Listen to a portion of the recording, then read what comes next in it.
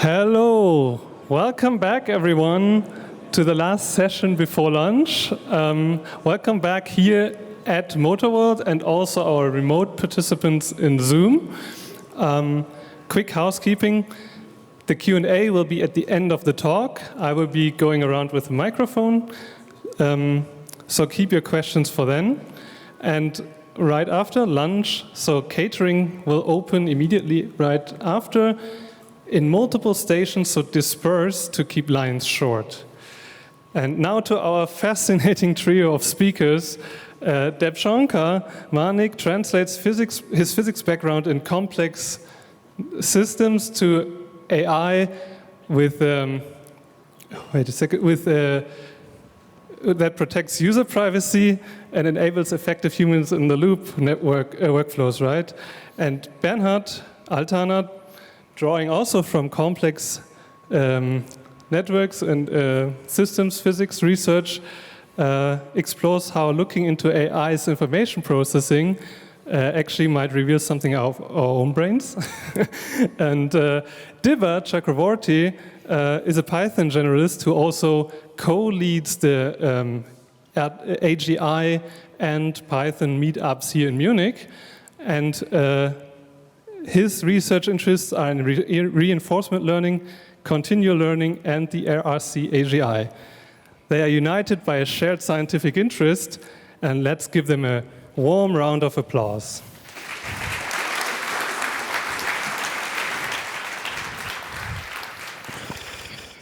So, good morning, everyone, and thanks, Timo, for the nice introduction, and thanks a lot to TNG to giving us the opportunity to tell our story here. Also, some acknowledgements. Thank you for Nico Berg, who supported us through our journey, and to Samaya and Tarek, who helped with initial discussions and kept us grounded, and also to Lambda AI for sponsoring some compute. So, what is this talk about? Well, it is a story about how we, as a small team, competed in a challenge to solve a really difficult, challenging AI benchmark known as ARC AGI 2. So what is ARC AGI 2? It stands for Abstraction and Reasoning Corpus for Artificial General Intelligence. And the 2 it's the second edition of the challenge. The first edition was a year prior. The challenge happened in 2025. More practically, like ARC is a task of solving pixel puzzles, where the goal is to transform a 2D input grid into an output grid. And it's best taught by example. So for example, an ARC puzzle starts with a small number of input-output pairs. And basically, there's some hidden rule how you transform the input into the output. And then there's a test input, where you have to apply this inferred rule 2 and see if you solve the puzzle. So let's think a little bit about this example puzzle. So if we look at these examples, we see that you have kind of 4 stacks of objects in each puzzle, and in each training input, 2 stacks are underlined by a green or a red marker. And in the output, basically, the stack above the red marker is removed or grayed out, and the objects are added to the stack of the green marker. Also, notice that in the test case, it's slightly different than in the training examples, because you have 2 stacks being underlined with red. So this is the general kind of puzzle that we're talking about. So, but why is this potentially easy for humans and hard for AI? First, notice that these puzzles are not well-defined mathematically. If you think of the whole procedure of finding the transformation rule as like a fitting procedure, you're basically fitting a function with many, many parameters, a function mapping input grids to output grids on like 3 data points, where a data point is a tuple of input and output, or like input and label. And we expect that somehow we evaluate correctly at some other fixed input, the test input. So mathematically, this is a completely underdetermined problem, but we humans still tend to agree on the correct solution. So how can this be?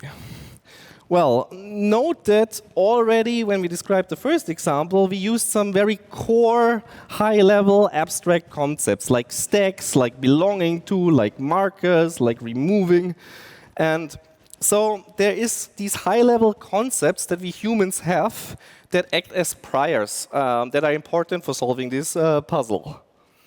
And now let's look at a second example. And I invite you to think about what happens in your thought process when you think about this puzzle. So, well, you might remember your experience when you were building like sand castles in the sandbox or playing with dams and letting water flow. But, well, AI has never played in the mud. So, and at some point in your life, you also has never played in the mud. At some point, you also were the first time in a sandbox. So, this already helps us to understand why ARC is designed as a general intelligence benchmark. So, if you think back about the water puzzle, we can already answer some questions, some ideas about general intelligence. Raymond Cattell already, like in 1948, defined two aspects of general intelligence. One is kind of crystallized intelligence, which is like knowledge and a corpus of past experience and certain priors. But the other is fluid intelligence. And fluid intelligence is the ability to adapt to novel situations. So this is like working memory, adaptation, complex skills, and also creativity.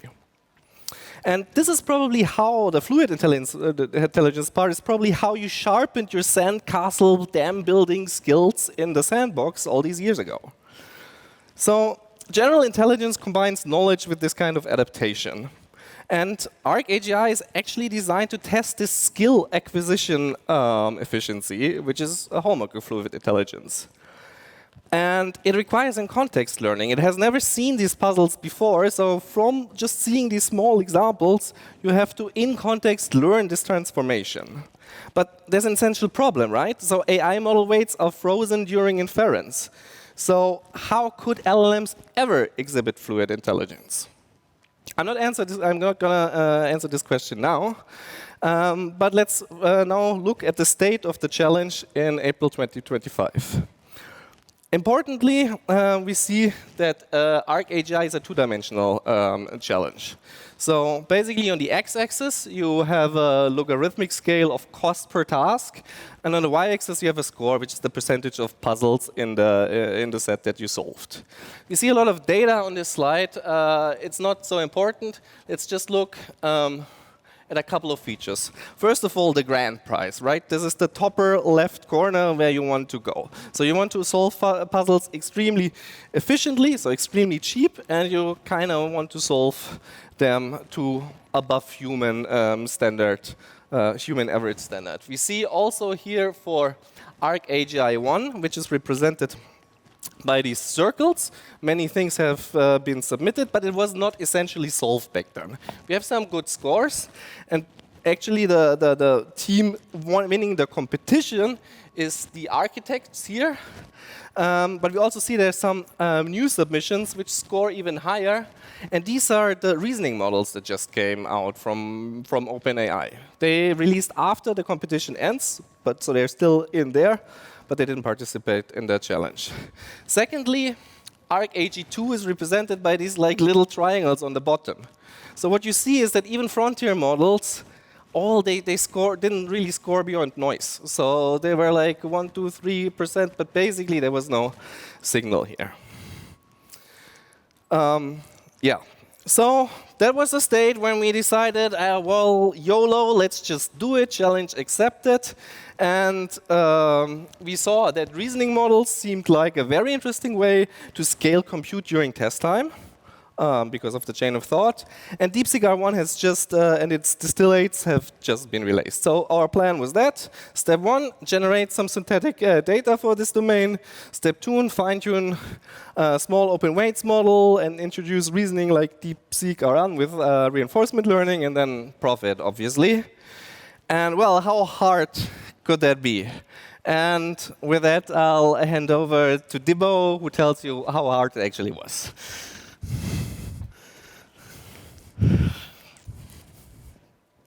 Thank you, Bernhard, for the introduction. So I will now tell you the story of what actually happened when we started executing this plan. And that looks a little bit like this. So we started. Where is the? Yeah, OK, it's here. That is the, OK, that's not so easy. OK, I'll just point my hand. That's probably easier. We started over there. And while we executed the plan, we had some positive results that are represented by the stars. And obviously, we had plenty of negative results and roadblocks, which are represented by the roadblocks. And we tried to exploit our learnings from the positive results and ended up taking a rather unexpected route to state-of-the-art performance on this benchmark. And this is the story that I want to tell you now. Here is how that looks in all its gory detail. But I will focus on the parts of the path that led to positive results. And I will not mention too many details about the negative parts because of time limitations. So if you have some questions about the negative parts, please ask us later. And with that, let's begin. So as Bernhard said, like the starting plan was get a lot of synthetic puzzles and then use the DeepSeek R1 recipe on that. So how does that look like in detail? So here, the squares, they represent puzzles. And the dashed line represents a training corpus, which contains a lot of puzzles. What you would do is that you would get an LLM to try to solve these puzzles many times. And since LLMs are stochastic, each time you will have a different result. Some will be successful. Those are the green lines. Some will be unsuccessful. Those are the red lines. Now, how does such a solution trajectory actually look like? Let's take a look with an example. This is a very, very simple puzzle where essentially a block is falling under gravity. And if you want an LLM to solve that, you will essentially give it a prompt like this, where the important thing to notice is that the puzzle is being passed as an ASCII grid, and where the integers are essentially the colors. And since you would give this to a base model or an instruct model, the model will not think a lot. And essentially, it will give you a short answer with the final grid also in ASCII. Now, in ARC, ARC is a verifiable domain. This means that for each puzzle, you know exactly what the right answer is. And therefore, when the model gets the right answer, you give it a reward of +1. If it gets the wrong answer, you give it the reward of 0. And you train on it using the DeepSeek R1 recipe, which is reinforcement learning based on these rewards. And if you do the training right, the model will start doing more of what it did during the successful trajectories and less of what it did in the unsuccessful trajectories. And hopefully, it will get better in ARC AGI 2 in this process. But there was a big problem. The problem is DeepSeek R1, they trained the model on a data set containing 100,000 math coding and logic problems. On the other hand, the ARC AGI 2 data set, the public training set, had only 1,000 problems. And so there was a huge training data shortage. This is why our first step was to generate synthetic puzzles so that we can work with a larger data set to make the training successful. But how? Because at that point, the best model, which was O3, had a near 0 score in ARC AGI 2. So what hope do we have of generating puzzles that are as difficult as ARC AGI 2? So there, we made the hypothesis that even though O3 cannot solve puzzles with ARC AGI 2 level difficulty, it might be able to create such difficult puzzles. And this turned out to be true. And we designed a synthetic puzzle generation pipeline, which at the end produced 8,000 synthetic puzzles over 671 different concepts and priors. Here are some examples of what was coming out of our pipeline. I'll not describe these puzzles in detail, but I want you to appreciate that these are complex, difficult puzzles like ARC AGI 2. For example, this one actually requires a composition of 3 rules, which is rotation, painting, and union. This is another puzzle.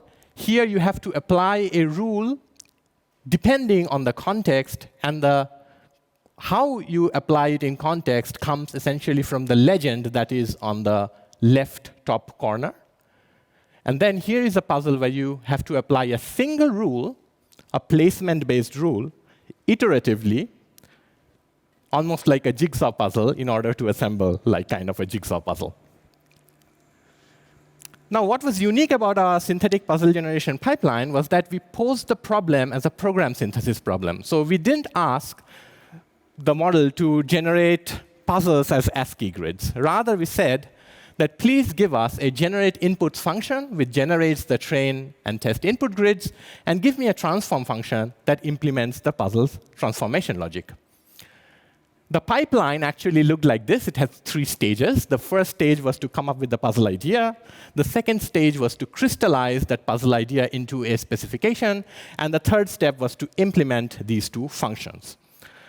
In the first stage, we had a 3-step process using a non-reasoning model, GPT 4.1, which at the end branched out into different complexity classes. Then in the second stage, we crystallized that into a spec using a reasoning model, O4 Mini. This also had 3 sub-steps. And in the final stage, we had to implement the functions, generate inputs, and transform. We also used the O4 Mini model here, but with a difference. The model this time had access to a code interpreter. The lessons that we took from this successful pipeline is, number 1, that non-reasoning models are necessary for the creative, diverse, and natural parts of your pipeline. We tried to replace GPT 4.1 with a reasoning model in the ideation phase, and this did not work. And I try to represent the creativity of GPT 4.1 using the colorful circles, and the analytical bent of the reasoning models using the dark circles. And the second crucial thing in this pipeline was the last stage, implement. And the crucial bit was that it had access to a code interpreter. And we found that tool calling, that is code execution, is making a significant difference in this pipeline, in the quality of puzzles that you get out of it. Now, this deserves a little more attention because of the time that we were noticing this. And this was in May, I think April or May in last year. And at that time, and this is like, I think O3 and O4 Mini were released back then, and we were doing it just days after these models were released. And we noticed that there was a significant transition that not too many people had caught up on. And this is the following. If you did tool calling before O3 and O4 Mini, let's say with a non-reasoning model like GPT-4o, that would look like this. You start with a user message. Then the model makes many tool calls and gives you the final response. If you used a reasoning model, such as O1 or Claude 4, the model would first think there's the COT block on the top, and then generate many tool calls one after the other. But what it couldn't do is that, for instance, if you had a tool response where a bug or a problem was surfaced, it couldn't think about it. It immediately went to the next tool call. So obviously, there was some amount of adaptation, but the quality was not great. And what happened with O3 and O4 Mini is that this model could actually think between tool calls. And that was the crucial bit. And this has a name in literature, and it's called interleaved thinking. And this makes a big difference, you will see in the next plot.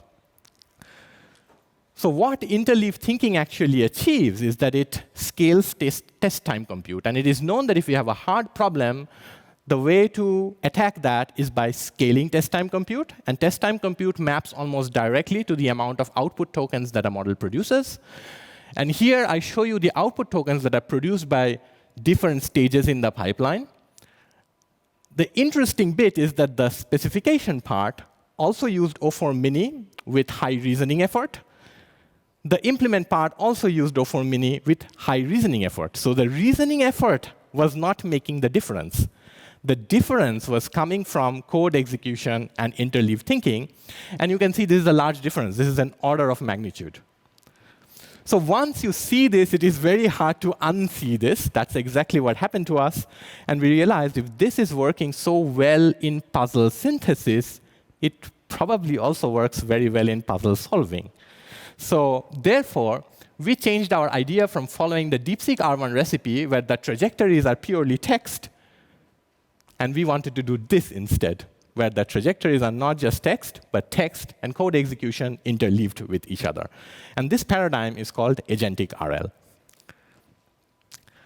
What would such a trace look like? It would look like this. You tell the model to solve the puzzle, but the framing is a program synthesis framing. So you're not asking the model to generate, give you the output in terms of ASCII grids, but you're asking the model, give me, I just clicked around. You're asking the model to output a program that solves the puzzle. And you give it access to a code interpreter. The model thinks, executes code, including verification code, which is the assert statement. Of course, in the first try, it doesn't work. Then it thinks again, which is the block here. There is a mismatch, perhaps the transformation is gravity-related, so it can replan based on failures. And it can repeat this process until all the assertions pass. And then once that passes, it's sure that the solution is correct, then it outputs the function. So this is where we were in the journey at this stage. So we decided that COT-only RL is not what we are going to do. We are going to do agentic RL. And that was, of course, about scaling test time compute. But at this point, we also did a very interesting side quest that attacked a complementary aspect of ARC AGI puzzle solving. So test time compute scaling is one that helps in reasoning. But the other thing that you need for ARC is that you need to have visual priors. This is what ARC AGI assumes, that you have human-like core visual priors. What does that mean? It means that when you see a grid like this, you probably very fast can describe the grid in terms of high-level representations like chambers, shapes, blue plus, red T, green Z. And this ability to come up with high-level representations really efficiently is crucial for solving ARC AGI2 puzzles. And this is why vision models were actually expected to win in the beginning, but counterintuitively, what happened is that language models performed better on ARC AGI1. And this is because language models had the head start in pre-training and reasoning. However, the vision skills were non-negotiable. So does this mean that language models actually have visual priors? That seems strange, right? So we wanted to answer this question. And this is the answer that we found. The answer is yes, and it's shown in the plot. The plot on the y-axis tells you how good the model is in coming up with these high-level representations of grids. And the x-axis shows you how efficient it is. So if the model costs more, it's less efficient. If the model costs less, then it's more efficient. And you see these blue crosses are essentially the non-reasoning models available at that time. And it shows a clear logarithmic trend based on model size, with the best model being Claude 4 Opus, which had more than 1 trillion parameters. But it's getting 60%, so it means that it can do this job. Not as good as a human, not 100%, but quite good already. But it's not very efficient. And we ended up showing that you don't need to restrict yourself to this logarithmic scaling. You can actually beat that by doing supervised fine-tuning, and this is what we did. So if you look at the two blue crosses in the bottom, that's like Quen 314b, Quen 332b models, the stock models. And we took that, and using our synthetic puzzle generation data, we could actually fine-tune these models to improve their vision capabilities. And once we did that, we arrived at a score of around 6 again, which matched Claude 4, but with 2 orders of magnitude improvement in efficiency. And it doesn't just stop there. We found that if you took the fine-tuned model, tried it 16 times, and took the maximum score, it's actually scoring near 8, which means this is exactly the case where the model can do it better, but is not very reliable in doing that better. So add another extra RL stage, and you will even beat Claude 4 Opus. That's the conclusion from that. A quick example of how the model did before and after fine-tuning. So this is a held-out puzzle that was never seen in the training pipeline. Before, the SFT model would talk in terms of pixels, so not high-level representations. It would get coordinates wrong. It would hallucinate shapes. And afterwards, it started talking almost like a human.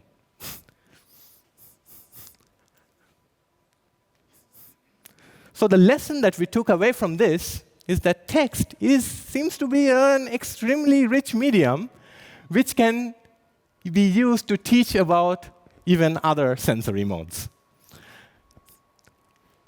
Sorry, again, made a mistake. OK, so that concludes the side quest. So now we wanted to proceed with agentic RL, and immediately hit a roadblock. What was the roadblock? Remember the plan. The plan is to reinforce the successes of the model, right? But recall that we are actually dealing with a model like Cohen 314b because of our resource limitations. We cannot train big models. We didn't have that kind of resources. And of course, if frontier models are scoring nearly 0% on ARC AGI 2, you can imagine what Cohen 3 does. It basically never gets it right. And so if it never gets it right, there is essentially no learning signal that you can actually reinforce. So the standard solution to this is usually distillation using successful traces. But at the time, since finding a teacher model from which you could distill was very difficult because we were dealing with interleaved thinking, which was very, very new, we first tried to actually design successful traces synthetically. Obviously, we had success with synthetic pipelines, so that was the first thing we did. This did not work. So that hit a roadblock. We never overcame it. And next, we wanted to try then distillation from real traces. And if you look at the kind of traces that we are looking for, you immediately see the requirements for it. Firstly, the model has to have open thinking, number one. Number two, it should be able to do tool calling. But not just that, it should be able to think between tool calls, interleaved thinking. And so those are the first two requirements. And the third requirement is that it should be intelligent enough to at least get 10%. Otherwise, we won't get enough successful traces. Reality, no model satisfied these requirements at this point. The closest match was GPT-OSS 120b. But everybody expected it to get 0% on ARC AGI 2. So it was pretty hopeless. But we had no other options. So we still wanted to try it and see what happens. And what happened is that GPT-OSS 120b seemed dumb. We were expecting 0%. That's not what this is about. Something more fundamental was actually off. The GPT-OSS technical report claimed that the model should be interleaved thinking capable. We were not seeing it. We saw that the model makes many invalid tool calls, server errors most likely originating from the inference engine, and definitely no interleaved thinking. We tried a lot of inference providers, including Fireworks, Grok, Together AI, Busset10, more from OpenRouter.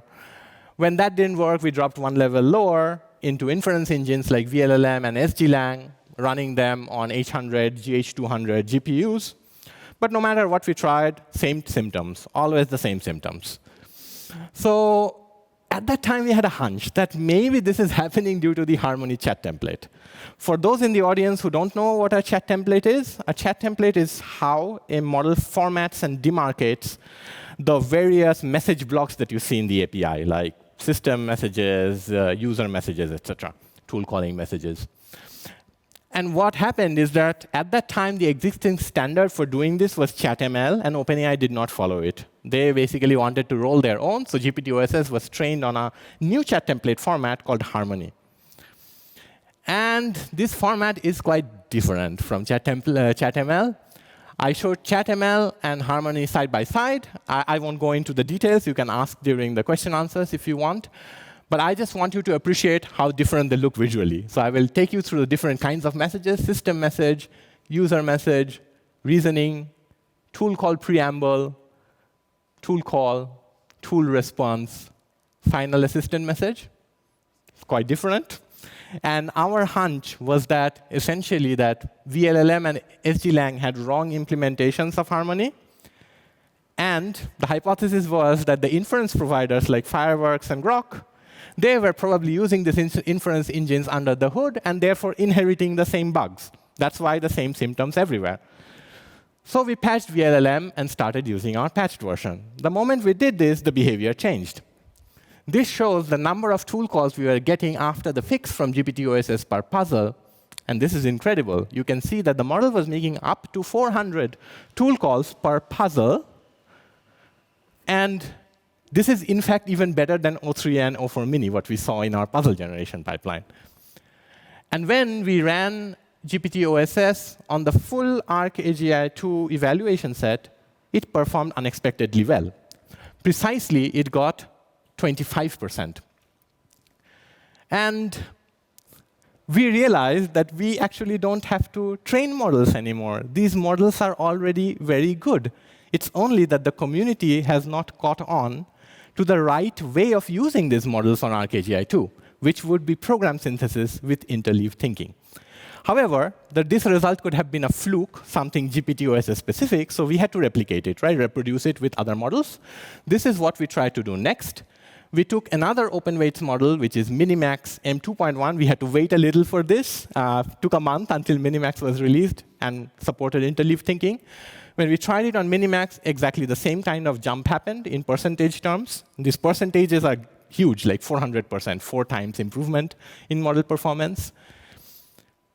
And by the time when we were experimenting with this, OpenAI released GPT 5.2. At that time, this was the model with the highest score on ARC AGI 2, and they also evaluated it on plain thinking only, no tool calling. So we suspected that this is actually not showing the full capacity of this model. So we took this model and basically used our program synthesis with interleaved thinking approach, and immediately we got a double-digit jump, landing at 73%. And this, at the time of publication, was the state of the art. A month after we published, just a month after, 2 other labs, Symbolica and Confluence labs, had replicated our results with newer models that got released. The scores were just going higher and higher, and at that point, the benchmark was essentially saturated. So that's essentially the story of our journey. I hope you enjoyed it. And I will now hand over to Debsankha, who will now zoom out and give you some high-level lessons that we took from the experience. Thank you.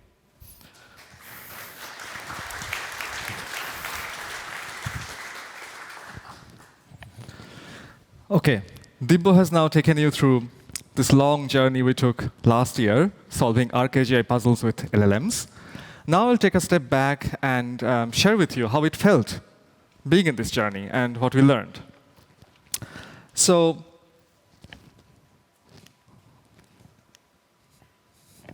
like any research project, our project didn't go all smoothly. We hit plenty of roadblocks. For example, we fine-tuned coin models with tool calling. That's the... Yes. We tried fine-tuning coin models with tool calling, which was quite new back at that point. And also, we built quite a complex agentic harness for solving ARC puzzles with tool calls, which we wanted to do end-to-end RL later. Now, through all these adventures and misadventures, we found ourselves quite unexpectedly at the bleeding edge of things, quite often, actually. For example, we wanted to do tool call and interleaved thinking. That was the main point of our approach, right? And for that, we needed to actually orchestrate our own code execution system, something that we now actually take for granted. There are plenty of third-party solutions out there for it, and even OpenAI or Anthropic will do it for you. But back then, we rolled our own. And we had to fine-tune for tool calling. And we had limited VRAM, because we are not a big AI lab. And for that, we used a library which was extremely VRAM efficient, called Onslaught. They supported all sorts of bleeding edge features that were coming out weeks after. But unfortunately, this had a bit of YOLO characteristics, let's say. So we ended up actually manually fixing the chat template for Coin 3 so that it actually masks the tool call tokens properly, without which the SFT would not work. And also, we needed the full interleaved thinking traces, actually, for our fine-tunings to work. And back then, OpenAI had their reasoning models, but unfortunately, the reasoning traces would not actually be available to the users. They showed some sort of reasoning summary, but that was not enough for us. So essentially, what we had to do, we had to use the only model, VLLM, GPT-OSS, that would do the trick. And even there, we actually had to patch the inference engine, VLLM, and also host it ourselves so that we actually got it to do what we needed it to do. And also, to solve actually ARC puzzles using this agentic coding framework, we actually needed to go beyond vibe coding, because vibe coding needs human in the loop, and solving an ARC puzzle is an automated task. So we needed actually to take the human out of the loop, so basically which meant a single prompt, completely automated, end-to-end solving of a puzzle. Now, what are the lessons we learned from all of this? So I would like to emphasize again this plot that Dibya already showed you. And what it actually tells you is that tool use and interleaved thinking, that actually gives a huge boost to LLMs in at least reasoning tasks.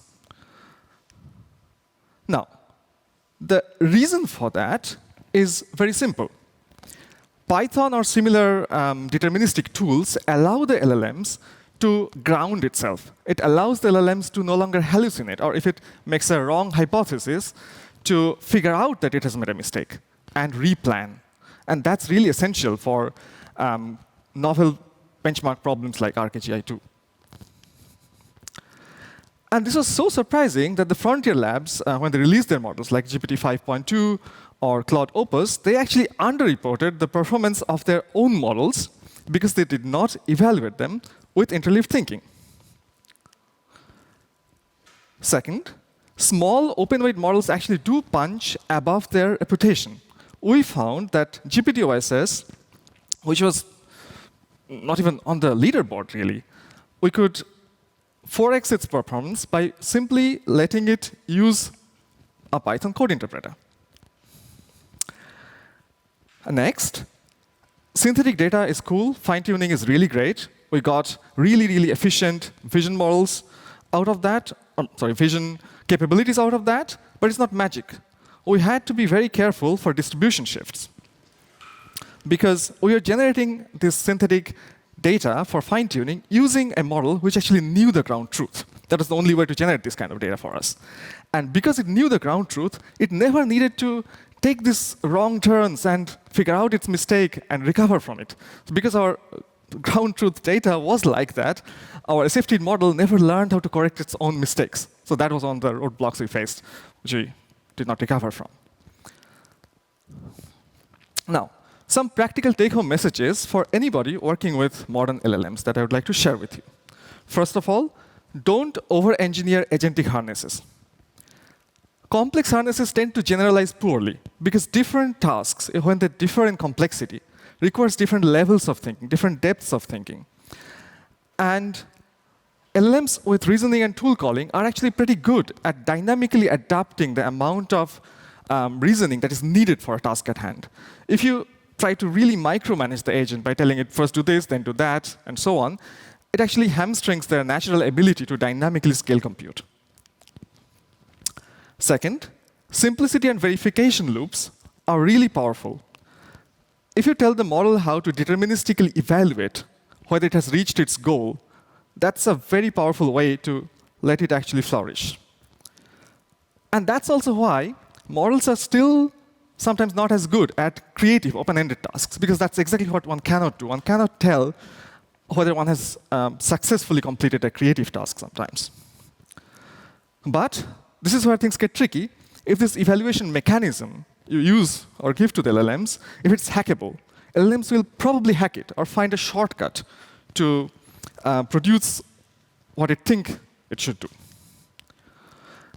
And also, there's plenty of room for innovation outside frontier labs. Of course, as newer and newer models get released, models internalize more and more capabilities themselves. But that's why the harnesses must continuously evolve. Because no matter how powerful models are, there will always be a limit to their abilities, right? And that's where things get really exciting. That's where one can build harnesses or other inference time techniques to push those models beyond their capabilities and perform even more interesting stuff. And open-weight models are not to be underestimated. Of course, they lag a little bit behind flagship models, but sooner or later, they actually catch up and gain really impressive capabilities. OK. Now, we have been evangelizing interleaved thinking and tool calling for quite some time now. I wanted to give you a taste of what it actually looks like in the context of ARC. I hope you maybe still remember this waterfalling puzzle, this green pixels and alls and so on, right? So I just ran our harness a few days ago and ran GPT 5.5 on it, one of our current flagship models. And it's really interesting what the model does. So it starts with a puzzle, of course, and a very simple prompt. And it immediately actually starts thinking about the visual features. Very soon, it says things like, oh, it seems like water settling into crevices. It seems it's falling under gravity at the very beginning. And then it starts developing awareness of the terrain, walls, and flow dynamics. It says things like, oh, it seems like we are flowing around walls. It seems the water is spilling over walls. And then it transformed this lattice of numbers into text, like letters. Reasons not really clear to me. And then it starts firing off a wide array of hypotheses on how fluid should fall under gravity. It says things like, it seems the water should drop straight until an obstacle is hit. And it says, OK, if it's not possible to fall down, it seems we are rolling down a diagonal. And after a lot of such hypotheses based on the grids it sees, it actually writes some Python code. It writes a simulation of water falling in such kind of a terrain. And this simulation actually, interestingly, tries two variants. One where gravity is pointing downwards, where the gravity is pointing upwards, because it's not sure. And it realizes that, OK, upward pointing gravity is not really matching the output grids. We're still in normal downward-facing gravity universe. So it checks that. However, it has a problem. It hasn't figured out how water should flow in horizontal direction yet. So there are some oscillations and infinite loops in the simulation it creates. Then it tries to fix it. It adds some tracing logic inside the simulation to check exactly which pixel is moving where at which step. It actually figures things out, that's why the oscillation is happening, because it hasn't figured out the horizontal moving logic. And then it fixes it by thinking that if both left and right is possible, we should probably go left. Completely ad hoc. It's just something that happened to work for the test puzzles. And it checks it on the test solution, no infinite loop. It submits it as a solution. And it actually passes that particular test, because for that test, this would have worked. Now, let's see how this is actually looking, that simulation. See, dropping, horizontal movement, left over right. Solved the puzzle, actually. Now, the question is, coming back to the title of our talk, what do you think? Do LLMs have fluid intelligence? This is where we have simply flipped that puzzle. Just X, Y, left, right. I leave you with that.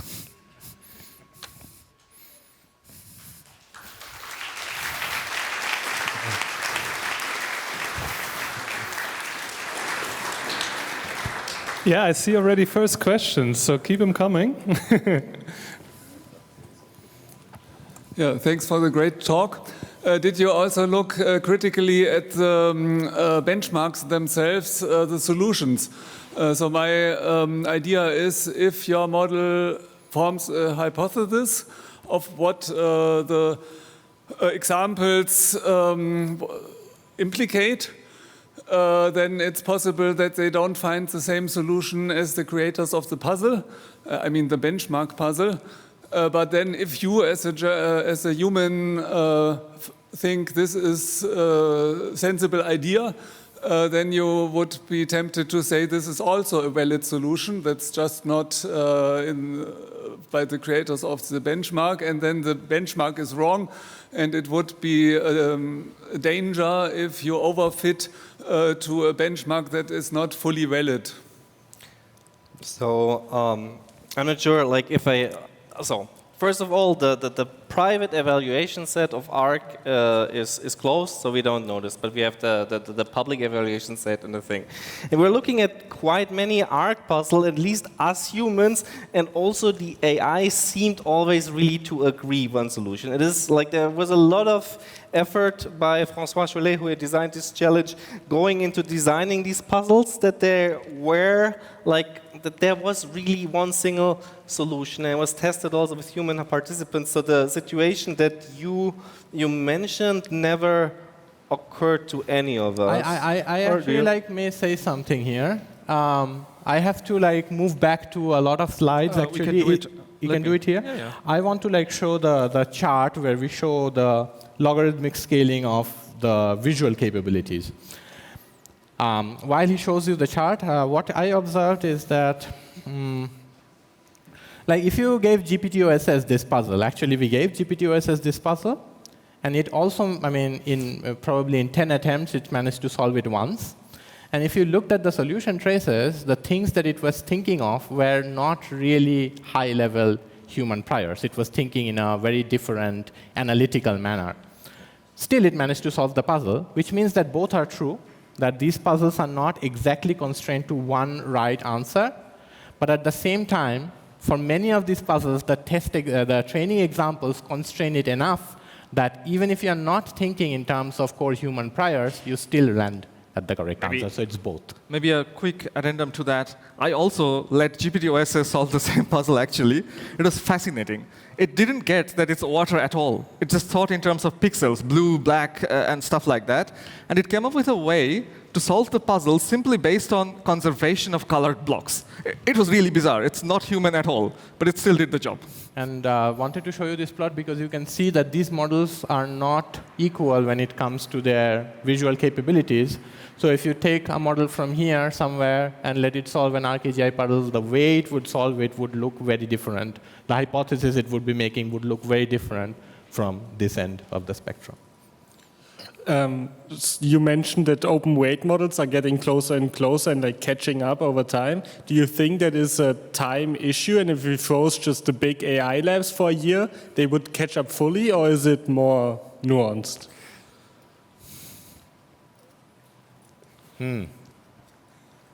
I would say we will see. I don't know. The field is moving quite fast, but we kind of see that open weights models are usually 6 to 9 months behind, and then they're probably not as optimized for benchmarking or scoring of these things. But I would say yes. If you have time, maybe you want to wait for an open weight model. Hi. So thank you for the talk and for the tips. As someone who's using open weight models, do you have any, I want to apply them to a novel problem, and do you have any concrete tips, which concrete harnesses I should look at? Maybe some names for projects, which, there are a lot of them. This is why so I'm your asking question you. is harnesses? Yes, or what should I start with? Should I just start with a blank API and just do it myself? I would say last year harnesses had their time, but interleave thinking in most cases makes the harness not needed anymore. You can just use the standard tool calling loop that the API provides, and the inference time scaling is already happening in that loop. Yeah. Thanks. And as Debsankha also pointed out, that if you complex harnesses, one should never start with them, right? But there might be scope for harnesses in very specific niches and domains, yeah. But the problem with complex harnesses is that they often generalize poorly. So you have to be very good with your evals to make sure that the complexity that you created is actually getting you anywhere. Yeah, thank you. Yeah. Thank you. Thank you for the great talk, really great learnings. So I have two questions. The first one would be, how adaptable are the presented techniques to ARC AGI 3? Do you have also some experience on that? I mean, I've seen the leaderboards with 0.6%. And second, have you heard of active inference, and what are your thoughts on this? Yeah. Thanks for the questions, actually, because this is something that we actually wanted to talk about, but like in the limited time we had to cut it. ARC AGI 3, yes. So this year is interesting because ARC AGI 3 is running for the first time. And for those in the audience who don't know, what it does is that, so ARC AGI 2 are just pixel puzzles. ARC AGI 3 makes them into games, which humans sometimes take like 10 minutes, half an hour to solve like all the stages. So this is like not just in the domain of inference time scaling anymore, it's like even going in the domain of continual learning. However, as it turns out, so I looked at the ARC AGI 3 Kaggle leaderboard, and there the scores are 0.64%, less than 1%, right? You would think that this benchmark is nobody has a clue. What people do not know is work from a person called Alexis Fox from Duke University. And what she did is that she essentially applied this technique that we talked about right now, interleaved thinking, combined it with something that looks a little bit like recursive language models. So essentially, the game stays in a log file. Everything that's happening stays in a log file, and the model can use tools such as grep, bash, read, and bash means that it's running Python code. And what most people aren't aware of is that their official score on ARC AGI 3 in the public eval set is 82%. 82%, right? Of course, we don't know how that translates to the private eval set. Nobody has run it yet. But this is a crazy high number. And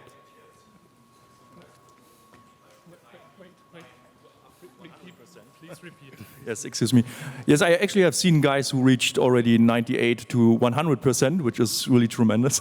OK. But let's discuss afterwards, if you like. yeah, I mean, and this also links back to the question of fluid intelligence and play and learning while playing. I mean, ARC AGI is exactly that. You have a game where you kind of have to figure out the rules, and you play it. So if it's even much more a playing challenge than our puzzles. Right. I had another question. Thanks a lot for the talk. And when it comes to crystallized intelligence, we see often these spider graphs, and models are good at some things, but not so good at other things, and so on and so forth. So do we have a similar classification when it comes to fluid intelligence? Or, in other words, what I'm asking is, how much does this ability of the model to solve pixel puzzles or games translate to stuff like coding or generation of other kinds? Thanks for the question again, because it does. And I think everybody is seeing it now. I hope that there are a lot of software programmers, software engineers in the audience, and I guess you are all using agentic coding now and writing very little code by yourself. And this is exactly how it translates. Back in May, April, again, there was a slide that I would want to go back to answer this, if I may. This is what we tried to show over here. So if you were doing this, agentic coding, not ARC AGI 2, agentic coding with cursor, or I think at that time Claude code was in preview, developer preview. So if you were doing this, they would either use a non-reasoning model like this, or you would have one of the reasoning models. And the only thing it would be able to do is that make a planning stage in the beginning and then tool calls. And then what ended up making the difference for ARC AGI was the thinking between the tool calls. And that's exactly what made the coding agents like Cursor, Claude Code, Codex so powerful now. People noticed it only in November, which most people think as the turning point. But this actually happened long ago when 03 and 04 Mini was released. And also we have the kind of hypothesis that the causality is probably the other way around. By RL training of these models on coding things and stuff, they kind of inherited this behavior on ARC puzzles, so as an emergent property of that. So probably the coding, the stuff that you asked for, was first, and the capabilities that we saw here for ARC originated from that. Okay, thanks for the great Q&A session in the end as well. Thanks again to the speakers. Give them a warm round of applause again. Thanks for your attention. I will hand them the presents. You can go off to lunch. All right, thanks, team.